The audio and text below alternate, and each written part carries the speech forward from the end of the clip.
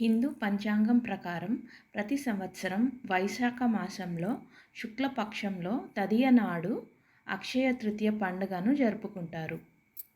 ఈ రోజున ఏ పని చేపట్టినా ఖచ్చితంగా విజయం లభిస్తుందని నమ్ముతారు. అక్షయం అంటే ఎప్పటికీ తరిగిపోకుండా ఉంటుందని అర్థం. అందుకే ఈ రోజున ప్రతి ఒక్కరూ విలువైన ఆభరణాలు, స్థలాలు, ఇంటిని నిర్మించుకోవడం వంటివి చేస్తుంటారు. ఇలా చేయడం వల్ల తమ ఇంట్లో లక్ష్మీదేవి ప్రవేశిస్తుందని, తమకు శుభ ఫలితాలు కలుగుతాయని నమ్ముతారు. ఈరోజే బద్రీనాథ్, గంగోత్రి ఆలయాల తలుపులు తెరిచి భక్తులను దర్శనానికి అనుమతిస్తారు. సింహాచలం ఆలయంలో ఈరోజు ప్రత్యేక ఉత్సవాలు నిర్వహిస్తారు.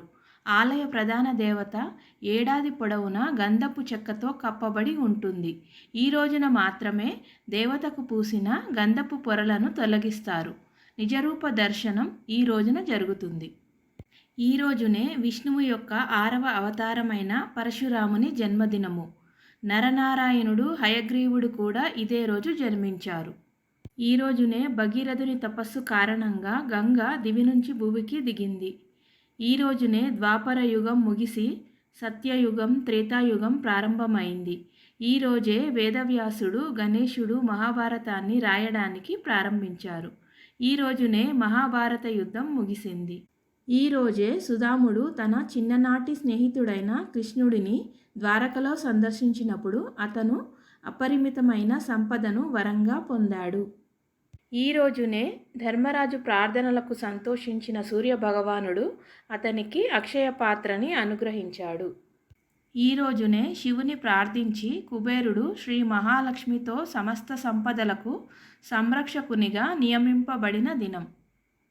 అక్షయ తృతీయ రోజున భూలోకంలోకి బంగారం మొదటిసారిగా గండకీ నదిలోకి సాలగ్రామాల గర్భం నుంచి వైశాఖ శుద్ధ తదియ నాడు ఆవిర్భవించింది.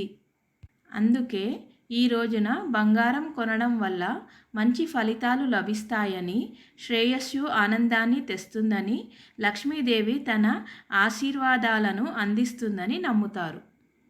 ఈ రోజున శ్రీ మహావిష్ణువును పూజిస్తారు. విష్ణు సహస్రనామం, విష్ణు చాలీస పఠిస్తారు. పూజలతో పాటు దానాలు చేస్తే లేదా అవసరమైన వారికి ఆహారం అందిస్తే అది గొప్ప ఫలితాలను ఇస్తుంది. ఈ వీడియో కనుక మీకు నచ్చినట్లయితే please like, share and subscribe. Thank you.